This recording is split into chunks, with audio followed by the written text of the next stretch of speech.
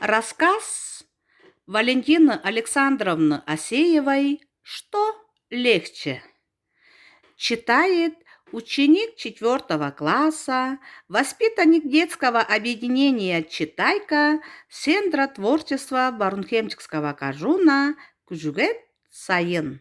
Рассказ «Что легче?» Пошли три мальчика в лесу, грибы, ягоды, птицы.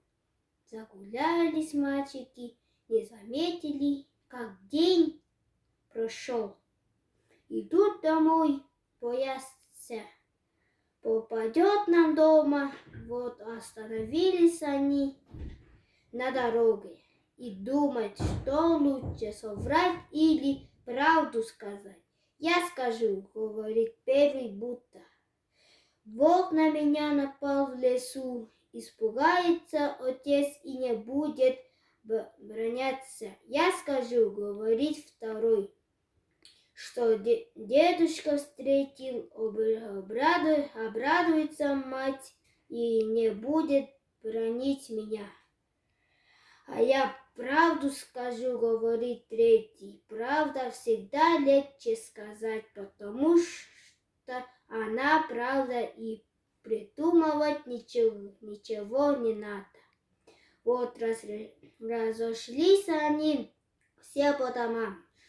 Только сказал первый мальчик отцу про волка: глядь, лесной сторож идет. Нет, говорит второй в местах волка. Рассердился отец за первую вину, наказала, а за ложь вдвое. Второй мальчик про деда рассказал, а дед тут как тут в гости идет. Узнала мать правду, за первую вину наказала, а за ложь вдвойне. А третий мальчик как пришел, как так с порога во всем повинился.